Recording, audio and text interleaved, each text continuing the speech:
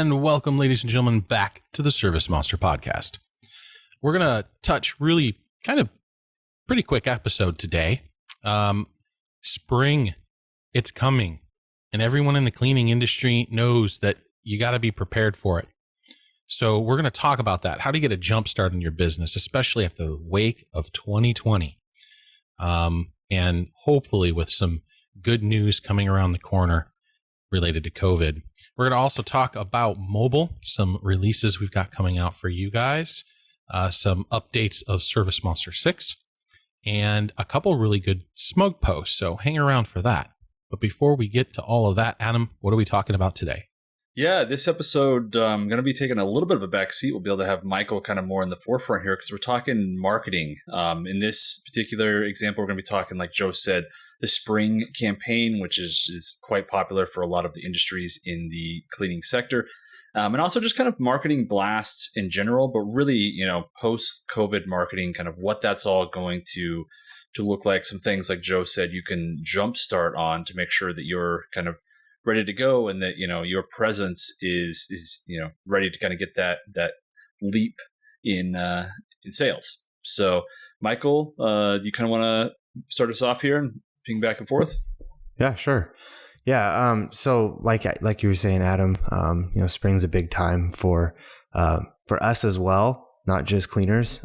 But going into this spring season, it's a great time, especially this is a unique spring. I mean, this is the first spring we've had, kind of like last spring, was right at the beginning of COVID. So everything that we knew for that, threw it out the window, is totally different.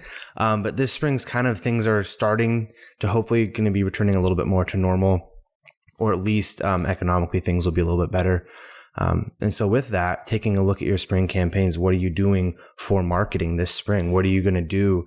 Like a few episodes ago, I think it was just two episodes ago, I think we talked about fortifying your business for 2021. So taking a lot of that stuff, getting ready for 2021, getting ready in the new year for whatever this year has to offer, because we don't know totally yet what all is going to happen, but we're trying to be prepared for those spring campaigns.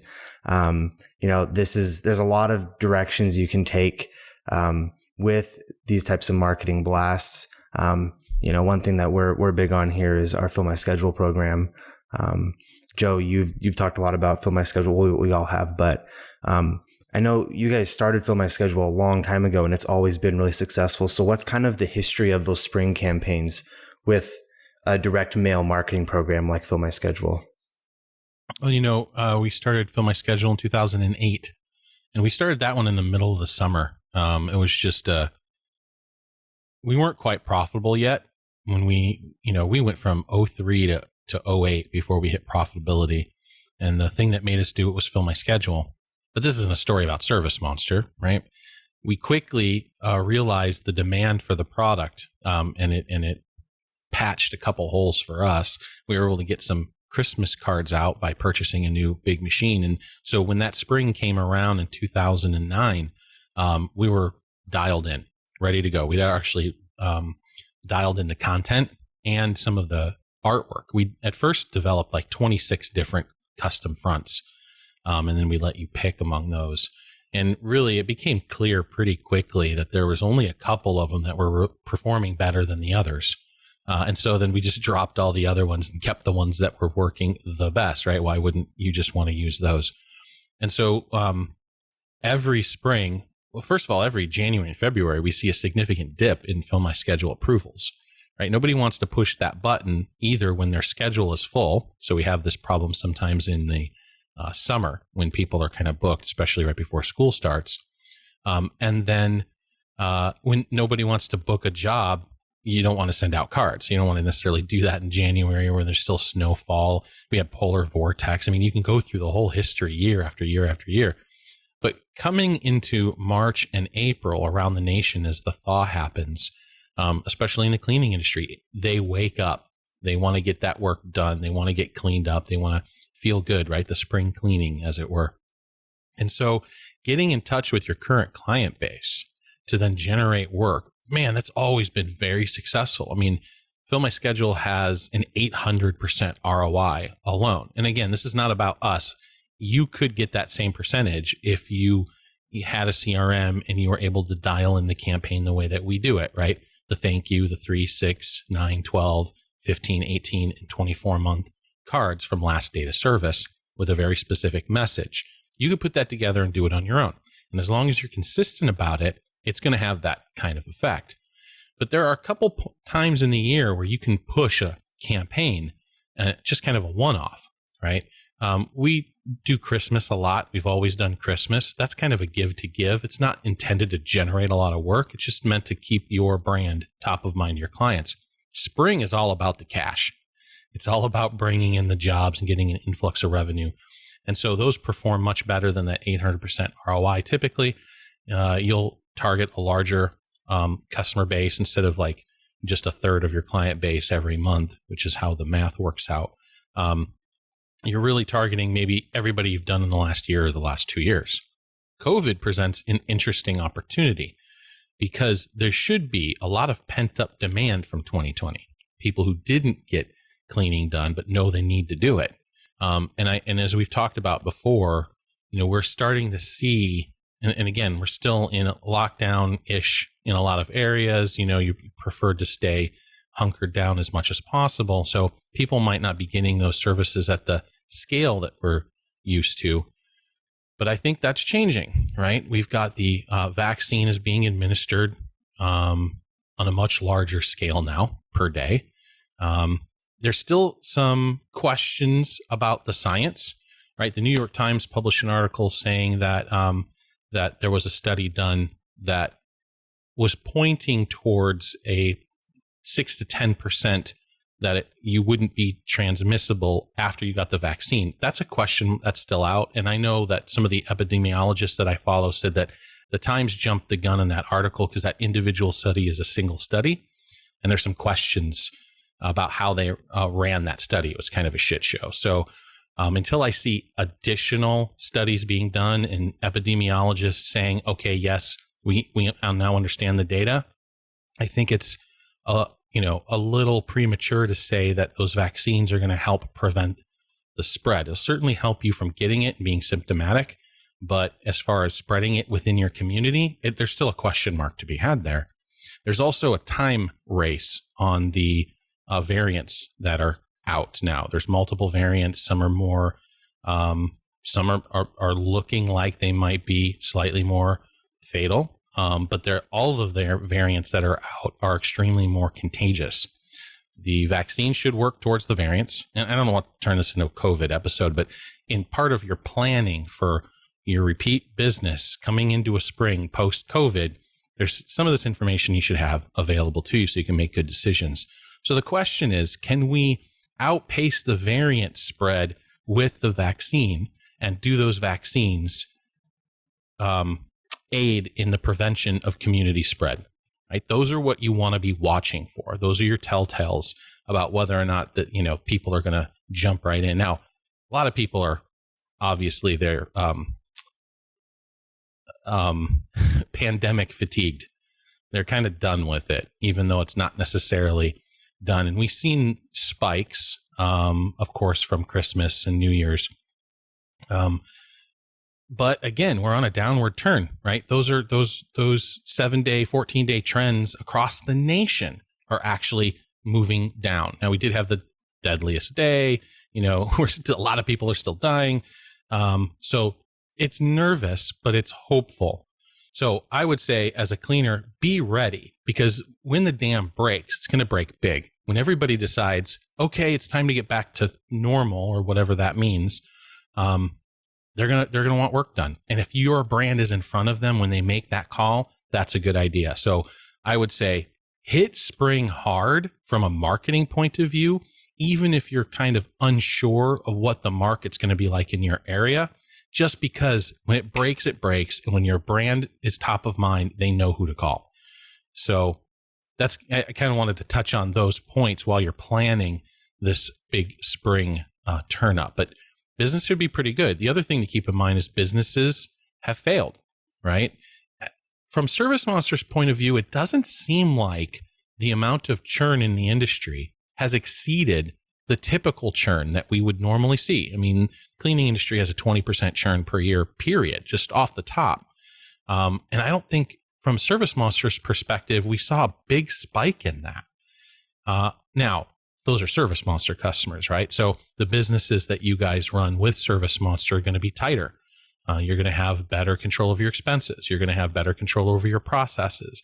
As a result of that, you may be able to weather the storm a little bit better. So it might not be conducive to the entire scope of businesses in the United States. But the one thing that is interesting is that we know businesses have gone under, and there's a vacuum there. The customers that they used to serve, they will not be able to serve. And so the cleaning companies that have survived, both residential and cleaning, will need to start picking up the slack when this happens. So all that to say this, be prepared, figure out what you want to do. And I would say coming around March, you're going to want to launch a campaign there. Now, what's interesting about that timing is, and we've been promising this for years. Sir, Adam, what are we calling? Sir, is this going to be ServiceMonster 6.6? Yes. Yeah, that's the release. So ServiceMonster 6.6 is actually adding a great deal of self-help features for Fill My Schedule. So you'll be able to create your own campaigns that we set up. You'll be able to select from a handful of card choices. You'll be able to edit your text in the cards themselves, and drumroll, custom fronts, which means you will be able to upload your front of your image with your brand and phone number right on the front of the card, and we will print that for you. So custom fronts and a lot of self-help directly in the product before March, which is going to be when you're going to want to launch these campaigns. So, and again, if you're not using ServiceMonster, that's fine, but a direct mail program is highly effective, right? Now, you email and text campaigns are effective too, but man, there's nothing like direct mail still for a cleaning company because so many people decided to go with the low cost option and move to the text and email. Email open rates are abysmal typically. Click-through rates are even worse. You're lucky if you're getting 5% on those. And so, text is a little bit better, but also you can piss a lot of people off doing mass text without putting too much thought into it. So direct mail is still a great way to get in front of your clients, give them something tangible that they can put in a drawer or on a refrigerator.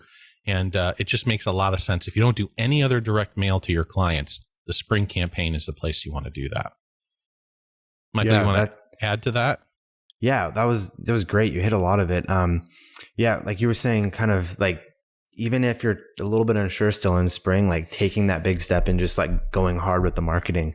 I always think of it as digital marketing is kind of like the umbrella of all sorts of different stuff, Facebook ads, Google ads, anything if you're doing, like Nextdoor, any of those community apps. There's all sorts of digital things you can do. Email is included in that. But then doing something that's physical, something that is a physical product that people hold, which is why we're big on FMS, but even something like door hangers. I haven't talked about door hangers in a while because it doesn't come up much, but there's still one example from a blog post a couple years ago of a person who went around and put door hangers on people's doors in a neighborhood. I think he spent like a couple $100, did like 500 of them and booked like $12,000 worth of work just off of those. And I'm not saying that's always going to be that effective, but it's that intentionality of supplementing your digital marketing efforts with something physical, something that the person is actually holding. And obviously the FMS with the 800% ROI is a fantastic choice that is very reliable. But yeah, definitely like making sure that you have that plan set up, like you were saying, Joe, but that you're hitting people on multiple fronts. People need to see your content like 7 or 8 times your name to like really get it. So hitting them, with different types of social media ads, emails, a card, door hanger, whatever it is. That's super, super important to get that set up.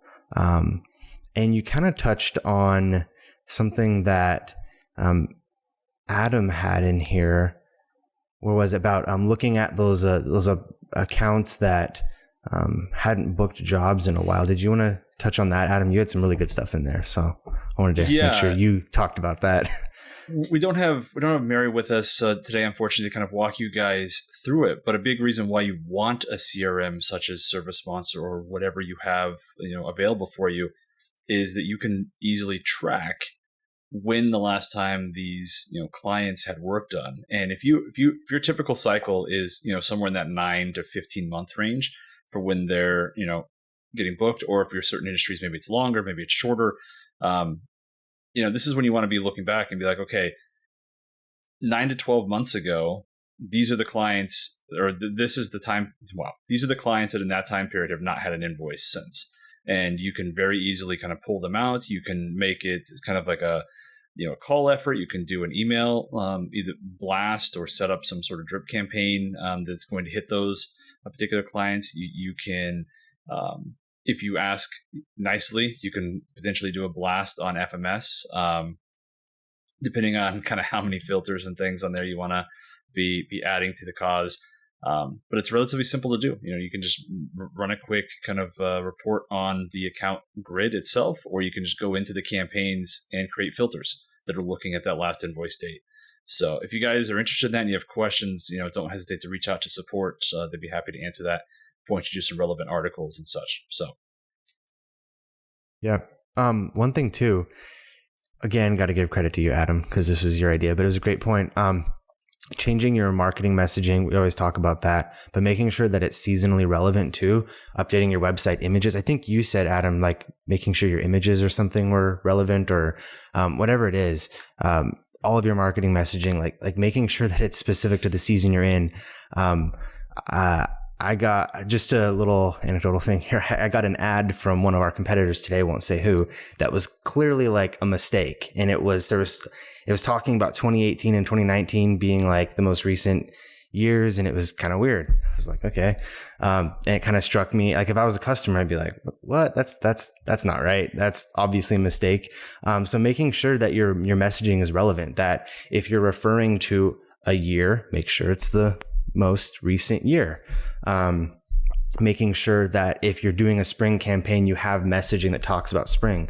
Spring cleaning is a super common thing that most people know what it means. There's all sorts of like a bunch of our FMS cards say like jump into spring and things like that. But just making sure that wherever it is on your website, your social media ads, your emails, if you're doing texts, and obviously with our specific spring FMS cards, all of that is a synonymous message of like kind of that shows that you're paying attention to what's going on. You're paying attention to the season around you. And that applies to all year round, not just spring, but. Absolutely. I mean, updating your website, your marketing message, your social media once a quarter for the season that you are coming into is a very effective way to keep that stuff in front of mind. It's so easy, especially single owner operators who hire some bullshit SEO company to build their page and they charge too much for their keywords and so forth. It's so easy just to forget about it. And then 2 years goes by and you haven't done any significant updates at all. Number one, Google doesn't like that. If you have a stale site, it's not a fan. It wants to see that things are continually updated, maybe new blog posts. But if you don't have a blog, updating your content on a regular basis is a good indicator that, hey, we're still here, we're still functioning, and we're still caring about what users who use our site and our services care about. We're listening to them and we're making changes accordingly. And so it also tells a lot for people scoping out your services, right? Because they're coming into that same mentality. And when they see that you're talking about that, you're a very forward company, you've got lots of good content related to that season, it's just not some stale thing. So that'll put you ahead of the competition who just ignores their site and just uses it as a static brochure site that's hung around for 5 years without any significant updates. So I think that's a really valid point. Yep, totally.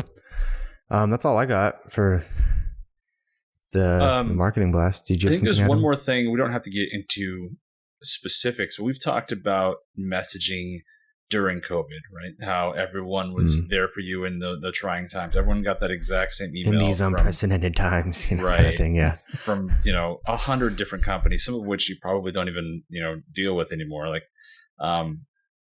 So you want to kind of be careful with your messaging too as you come out, talking about spring cleaning. You don't want to force if someone is a little bit more hunkered down, maybe they have some pre-existing conditions, maybe they're a little bit more focused on that than others.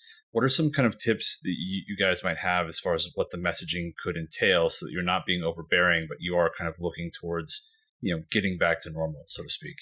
I mean, yeah, the last thing we wanted to hear about was how every freaking company we've ever given an email address to, how they felt about COVID, right?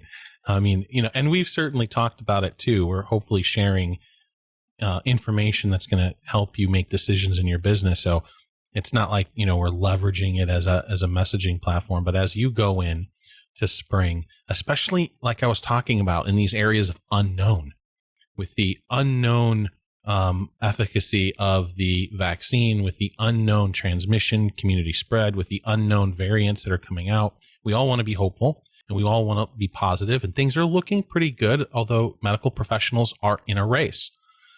So I wouldn't lean too hard on the, hey, we're out of it, sign up now because things are back to normal, because you don't want to have egg on your face a month later when, things don't go quite right and we're waiting for summer to really pick back up. So I wouldn't necessarily leverage COVID at all. Michael, I don't know how you feel about it, but put it behind you. You will stand out if you don't talk about it, if you just act like it's business as usual now. And then maybe a footnote at the bottom, special COVID cleaning services or whatever, if you've, decided to go that route. But Michael, what do you think about messaging there related to COVID? Yeah. It is a tricky one for sure.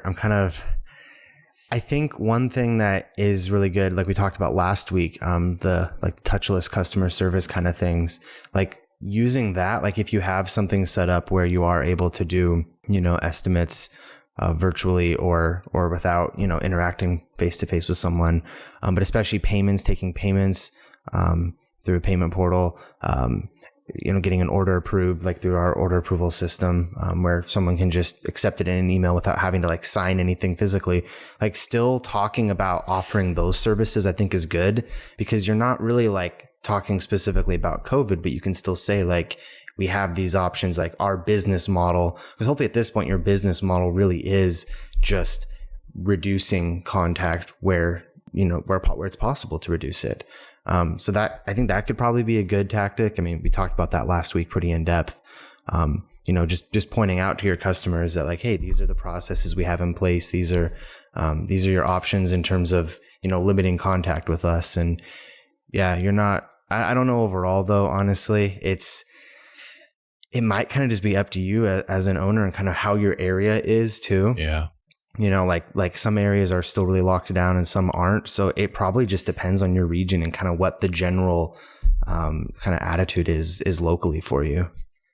I wouldn't send out material though that was like COVID's the first message that they see. Exactly. Yeah, exactly. You want to be subtle with it. That's to my point, to Michael's point. As a footnote, it's good. We have no contact payments. We have, especially if you're an exterior cleaner, we have no contact services. What does that mean? Maybe there's better terminology for it. Maybe that question will prompt them to call and ask. I don't know. I just wouldn't put the message as a forefront. Putting it as a background thread might be a good idea. But again, like Michael said, and he's right, it depends on your area. It depends on, the state of the union, as it were, in your local geographic area. So I think too, those are things you definitely want to be advertising on your website if you guys aren't already. I'm going to assume that you guys are, but we're talking about, updating your messaging, updating your seasonality. If you've implemented new procedures that are going to make you look, more attractive to customers who might be, worried about that, you want to be pushing that, right? On your website, that needs to be first and foremost. You need to have that, that web form that's easy to capture their information, get going. If you want to offer promotions, you can tie that into it, right? You can have something pop up, and when they're entering in their lead information, then you can just capture that promo if they're a new customer or whatever it might be. But really just make sure that they know, right? That's one of our big things we push on the 3-month and the 15-month FMS. They might not know the services you have. They might not know the procedures you have. That is really critically important. You guys, a lot of you offer multiple services. They don't know. Exactly. They 100% don't know. If you could pool your customers, let's say 50% of them, and you just got on the phone with them and you asked them in reverse, hey, what products and services do I offer? I guarantee you that would be abysmal, and you would walk away going, oh my God, oh my goodness, oh my gosh, I can't believe after all the marketing we do, after all the messaging, and they still don't know. And that's assuming you're doing really well with your client retention campaigns, right? And even with that, they're not going to have any idea. So keeping that in front of them is a really big deal. And especially if you've added services during the last year, then making sure that everything's up to date and you're getting that messaging out to your customers. I think too, one other thing, Michael, you had kind of talked about this, but we went on a couple of different tangents, bouncing back and forth. These spring blasts, these one-off blasts, whatever process you choose to do with that, it's supplementary. We talk about client retention. How many times, Joe, have you heard like someone hasn't been running any client retention for months, and they get a slow kind of down period of a couple of weeks, and then they're just like, all right, I'm going to push the button now. And that's not really how marketing works, except for these blast scenarios where you're offering a promotion, you're just getting that extra larger audience getting tuned in. You really want to be making sure that your marketing plan overall is not just these seasonal blasts. This is panic blasts. Exactly. Yeah. I don't got money. I got to push the button. Yep. Then what happens? Job comes in. Yay. And you get the jobs in, you make a little bit of money, you stop pushing the button. And then you run out of money because you run out of jobs again. The idea is to be consistent, stay in front of them on a regular basis, and then supplement with additional marketing for blasts. That's really the way to go about it for a really strong client retention. And again, we talk about it all the time, and I'm super, super, super serious and focused on it. The only way to scale a service business is to make sure that you are getting repeat business, because those repeat jobs are more profitable. And if you're under 50% repeat rate, you're chasing your tail. And if you're over 50% repeat rate, you're feeling pretty good about yourself.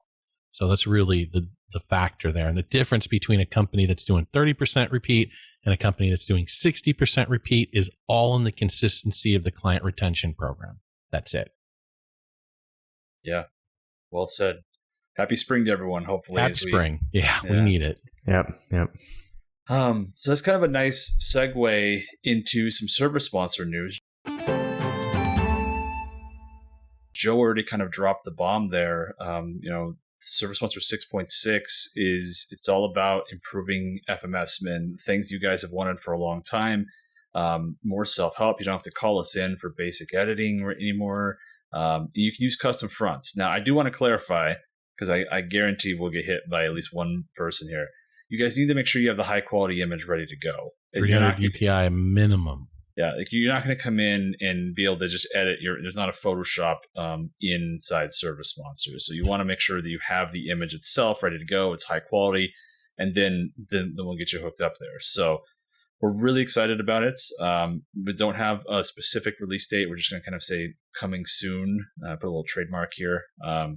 But it's my primary focus. We're super excited to get this out the door for you guys and help with these, spring campaign blasts or just general 8-step fill my schedule. So, and if you're looking for specs because you want to get a start on it, it's pretty easy. Minimum DPI 300. So 300 DPI. The tent cards themselves are 4x6. So those are going to be your red line images. You want to bleed over that a little bit. And then you want to make sure your text margins, your bleed area, I would say is a 1/4 inch all the way around, right? That you're not putting any text anywhere near the edges. So if you do that, and again, contact Ryan Kittering. I haven't told him yet because we've been threatening custom fronts for like 2 years. And we just go a little bit on the project and then resources get pulled to do something seemingly more important at the time. So when we are actually live, I'm going to let him know, and maybe we'll do some co-marketing, Michael, if you want to remind me of that when we for sure. Really get launched. Because, he's going to be the go-to for getting these custom fronts done for you. And so, again, doing this for 17 years, I've never seen an artist or a graphic design company do the level of work that Ryan does for the carpet cleaning, window cleaning, and pressure washing industry specifically. So if you need some new updated images, you need a wrap, you need your business cards, or you need, those custom fronts done, then you're going to want to talk to him if you don't have any Photoshop chops yourself. He's not just an artist either. Like, he understands the industry. There's a reason why a lot of people I watched his last carpet cleaning. He filmed it on Facebook because he was a carpet cleaner, but stuff is top notch. Yep. Very good stuff. Moving on to mobile, we have a mobile release. It's looking like it's going to be out next week unless we hit something critical in QA early in the week. But there are a couple of new features. One of them is, we talked about last week, the new order form. First off, it's going to be on the account page. It's something you guys have been wanting for a while, so you can go into an account and do a new order there. You don't have to backtrack to the homepage. But it's also going to allow you to do order lookup directly through that form, so that you can look up a previous order, you can copy that order, and then you can make that now your new order, all within that order form. So we're really excited to get that out for you guys. There are also some signature improvements. So if, especially some of maybe your Kimdrive franchises out there who utilize a lot of multi-page forms, things like that, you no longer have to backtrack to create a secondary signature. You're able to kind of paste as many as you want. It's currently only, one specific signature. So, whatever your signature is, you can just paste that in multiple locations. Any of you who use the Technician app, it behaves in kind of a similar manner to that. You can resize the signature. And then there's more improvements that are coming down the line. I'll tease them, I guess, just a little bit there. But we wanted to get that functionality out for you guys sooner rather than later. So there are also some potential fixes, again, like we talked about last week, for the image upload issues that some of you guys are having, that are and other kind of latency or lag related problems. There was an issue where if you lost signal completely, when you came back, it wouldn't refresh itself until you closed the app. And so we got that resolved, and we're hoping that that's going to resolve a lot of these issues for you guys. But we're going to monitor that. I already told Joe that the teams will be reaching out to you guys individually who have spoken up in SMUG. And if you guys have been silently suffering from that, please don't. Like, I assure you, when Joe and I go to bed at night, we're not just thinking like, you know what, I want this thing to just break for a couple of people, just so they're frustrated and cursing our names in the morning. We absolutely want you guys to have the best experience possible. And so sometimes, we're not going to know that if it's not something that shows up in, a crash report, a bug report, whatever, if you guys don't let us know, whether it's reaching out to support, which we make super simple, both on the mobile app and on desktop, or if it's, just posted in SMUG. Or if you really want to, I guess you can message Joe. He's always, I'm always available. You can find me on every platform. Yeah. So, there's some other UI UX improvements and things like that. If you guys are curious for all of that, make sure you check out the release notes when that comes out. We're posting all of the mobile release notes on the help site. So you don't even have to look at the App Store itself. You can actually see those on the help site if you prefer. So moving on, we got some SMUG posts. We actually have a lot of them. Some of them will go relatively quickly. It was quite active. It was great seeing some of the different posts. I'm going to start with Tara. It's not Tara. I definitely screwed that up when I was at the Kimdry event last year. But she just had kind of a shout out to Brenda, and I'm not showing this to kind of, beat our chest. It was really just kind of a kind thing, and it made Brenda's day. She obviously is in SMUG. She's also the early morning support rep. So sometimes it can be a little bit lonely there, I'm sure, answering those morning calls. But she was super happy. It was called first thing in the morning, got everything taken care of. She didn't think it was going to be, until much later, like lunchtime or whatever. And so she was just kind of thankful for that. And then a bunch of people jumped in and just wanted to say thanks, guys, for the support there, I guess. And it really does make the support reps day when they get kind of a shout out like that. So it really does. It really does. They, we do try hard to keep everybody healthy and happy, even to the point where the customer's not necessarily always right. And occasionally, maybe once a year, we'll have to let someone go just because they're an asshat to our customer support people. And we want them picking up the next call happy and refreshed, not feeling like they just got beat. And so when you guys voice your satisfaction with an individual's performance, and we get praised all the time for our level of customer support. That's great. As an entity, we all go, sweet, right? And as an owner or as maybe the support manager, we're very appreciative of that. But when you address it to an individual, then it really helps set them apart, makes their day. And then those calls for the rest of the day, those emails for the rest of the day, they're just going to be like bopping around saying, oh yeah, no, this is good, and have a little happiness and joy in their heart. So we do thank you and appreciate that quite a bit, more than you know. The next post was from Vincent. He was asking if there was a way to set up a drip campaign that was targeting a specific line item. And then he kind of went into some details. He just wanted to set up a yearly reminder. So if you've gotten that particular work done, wants to set a reminder that goes out the following year. Any of you guys who do kind of soft wash, roof cleaning, things like that, this is something that came up every single time I'd be onboarding. You guys wanted that, 18-month or 24-month kind of reminder to get that done again. And the answer is it's not necessarily tied to the line item, but you can kind of cheat the system. You can make it work off line item groups or product and services groups. And if you guys aren't familiar with that, I'd highly recommend you take a look to our help article. I'll find the article and I'll have Michael attach it when this gets released. But it's very easy. You just go into the product and services down in your settings, and there is a group section there, and you can now group your products and services together. And this is not just for marketing, by the way, guys. This is going to help your reporting greatly. We actually have a couple of dashboards that are tied to this. You want to be able to track and group these items together so you can see how much of your revenue is coming from a particular type of service versus another. It's especially important if you guys are maybe pivoting a little bit and maybe you're adding some additional services. You definitely want to be tracking, hey, we had this growth over here, but we also lost, 40% of our carpet cleaning. I don't know why. Now it's just kind of like a bait, like you didn't really move, right? So if you're not monitoring that, you can definitely kind of miss some of those details. But you can create your own groups, and then you can tie those line items, or when you have an invoice that has those line items on there, you can then go to the marketing campaigns, and there is a filter that says last service, and it'll just have that particular service group. And then, so rather than, focusing on the last invoice in general, you're focusing on the last invoice that had this particular service group on there. So now, if me saying all of that over the airwaves, kind of made your brain scramble a little bit, I promise if you guys called support and asked for this specific issue, they could get you in and out in 5 minutes. So, and nothing's stopping you from creating an individual group per service either on your pricing list. Thank you. So, but you generally do want to group them together. If you have a good, better, best, let's say hot water extraction, you can put that all under carpet cleaning. If you offer multiple types or packages of protectant, your exterior cleaning, versus your window cleaning versus your roof washing, you can group them together and then target that group in your marketing.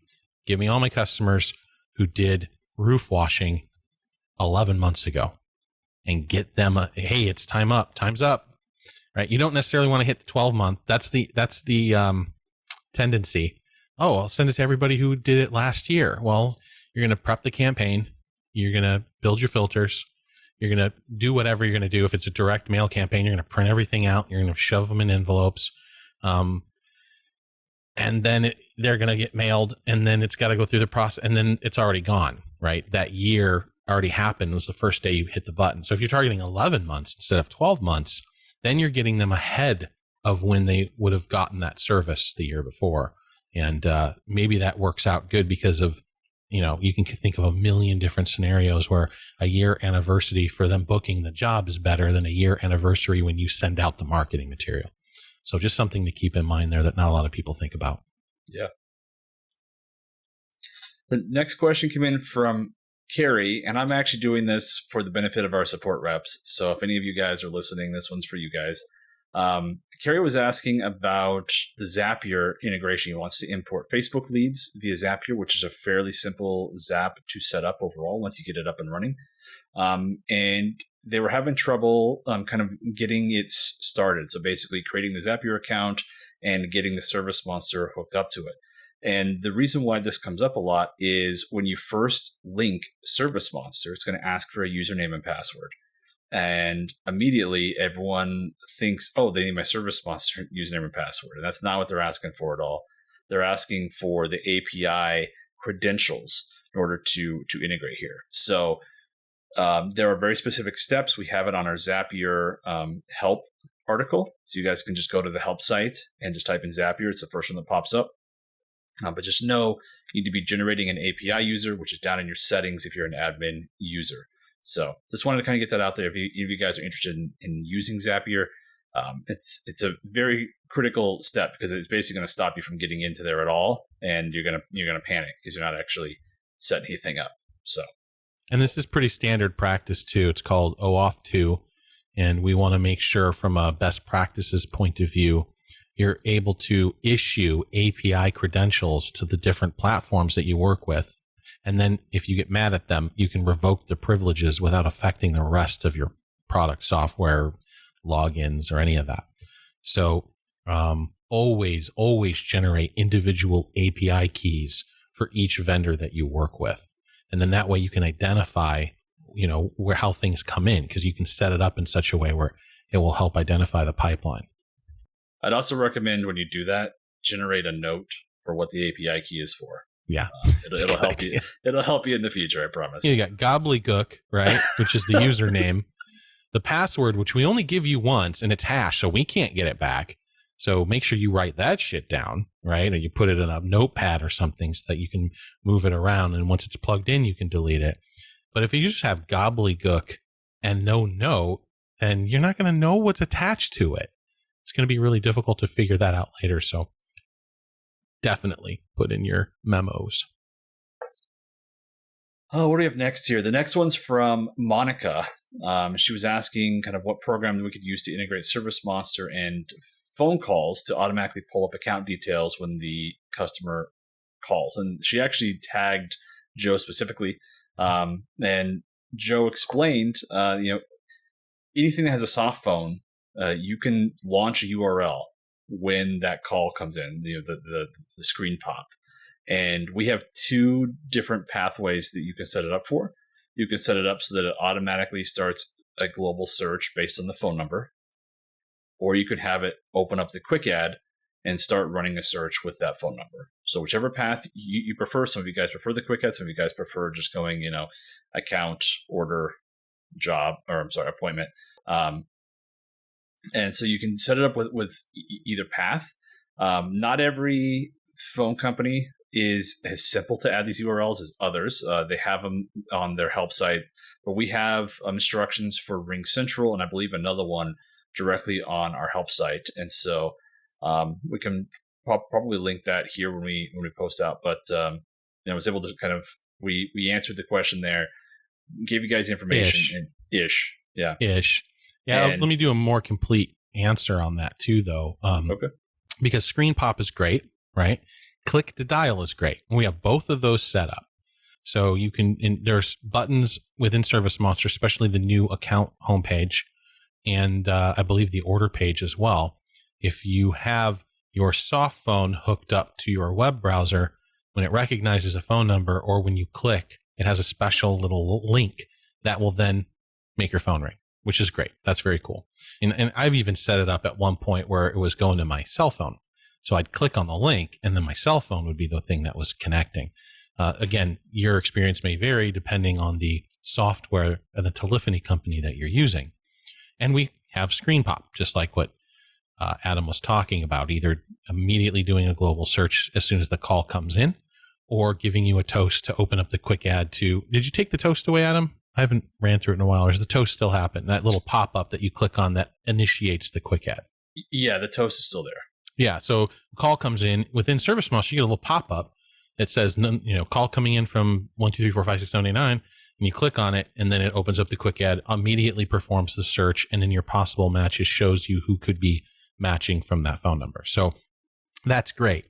They wanted something a little deeper, though, right? When people say, do you integrate with a telephony service, they either mean screen pop and or click to dial, or they want something more comprehensive where you can see the phone calls. It's automatically tracked. You can click on it, maybe even see a recording or something like that.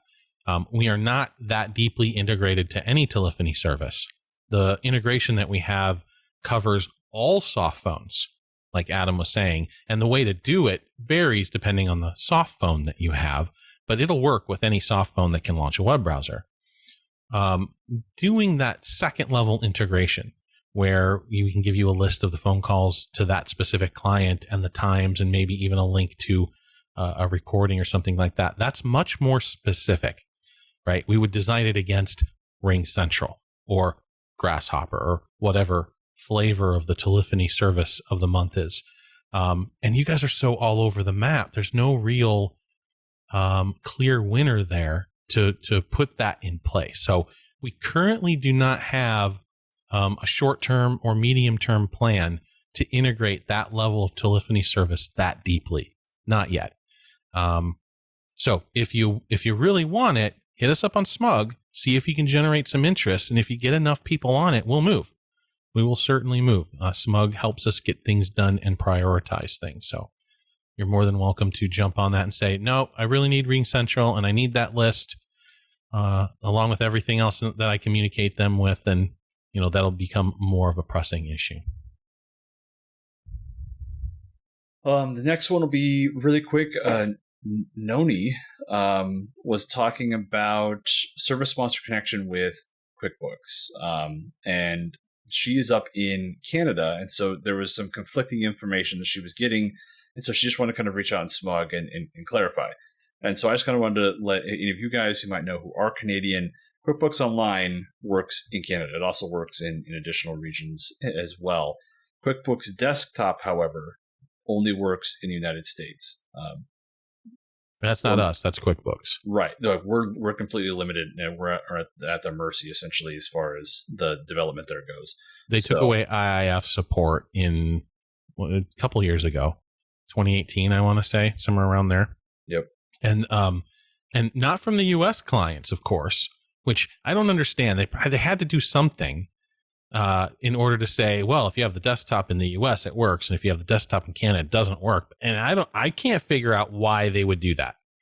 There's no technical reason why they would lock it off by country as opposed to it being a technological import from an IIF file of their own file format, by the way. But they just don't allow it. They just stopped allowing it. And so if you're in the US, you can import IIFs into QuickBooks Desktop. You can also use the web connector. And if you're in Canada, you can't unless you are using QuickBooks Online, which again does work with ServiceMonster and whoever else is connecting up. So it's just one of these plays that Intuit is doing to try to move people towards their subpar compared to the desktop version product, because they really, really want a large portion of their clients on that monthly paying service. They make a lot more money that way. Not to mention they stay better updated and, all the benefits that you get of having a SaaS product. If you're used to throwing $200 a year at your, accounting software and installing it for security reasons in your office computer and then handing that file to your accountant. If you're in the US, you're good. If you're in Canada, not so much. Finally, we have a couple of posts from Mary Lynn, who's one of our favorite posters. Hope she's listening. She's trying to gather some feedback, and I won't focus, too heavily on the actual feedback that was given. The first one, where she was asking about reviews, she mentioned a couple. So tell us and Nice Job. There were also some comments about Broadly, and Nice Job and Broadly we do integrate with.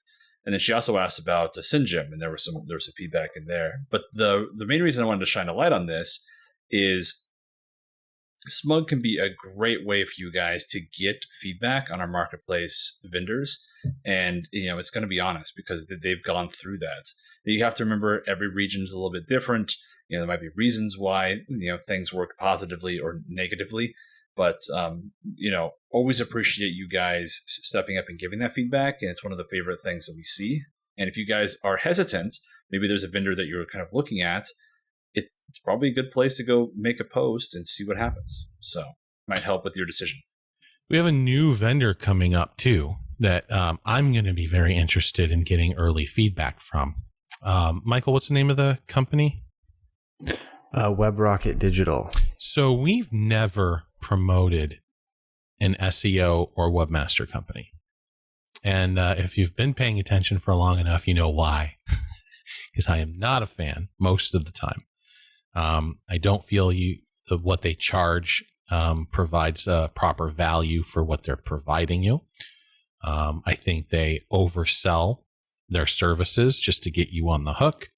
I can keep going. There's a whole host of reasons, and I really break it down into two. Are they a development company that will just pay you, you pay by hour to do work, or are they a marketing company that's trying to get every single dollar out of you for the services that they provide? If you go the developer route, that's certainly going to save you money, but they're not marketing experts. They don't know anything about marketing or layout. Maybe sometimes they even aren't that good at design, right? So you want to be careful there. So in 17 years, we've never said, you know what, use this company. They're pretty good at SEO and web mastery until now. Now, we did some vetting. WebRocket, they came to us. They're already a vendor for providing other services to us, which we've gotten good feedback from.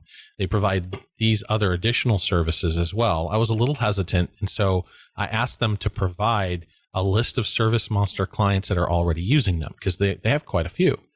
And they gave us that list, and I had my marketing manager reach out and talk to every single one of them. And we got pretty good feedback. I was pretty impressed. So we're going to be putting them in the marketplace. We're going to be giving them showing them a little love. I need you guys, if you're interested in that service, to check it out. And if you engage with them, let us know what your experience is like, whether it's 30 days, 60 days, 90 days, ongoing, whatever. Because I'm usually apprehensive about this kind of stuff, I'm super interested to know if they've got it figured out. If they were able to give a balance of marketing know-how plus web development and provide a value proposition that will keep you guys from not having to worry about your website and SEO, and then just make those things happen. So please use SMUG, ask, fill it out. Let us know how that experience goes if you choose to engage with them. Yeah. That is all I got for you, Joe. Awesome. Michael, you got anything else? Nope, that's it. Awesome. Told you it was going to be a quick one today. And as always, thank you so much for your time and attention, and we'll see you next time.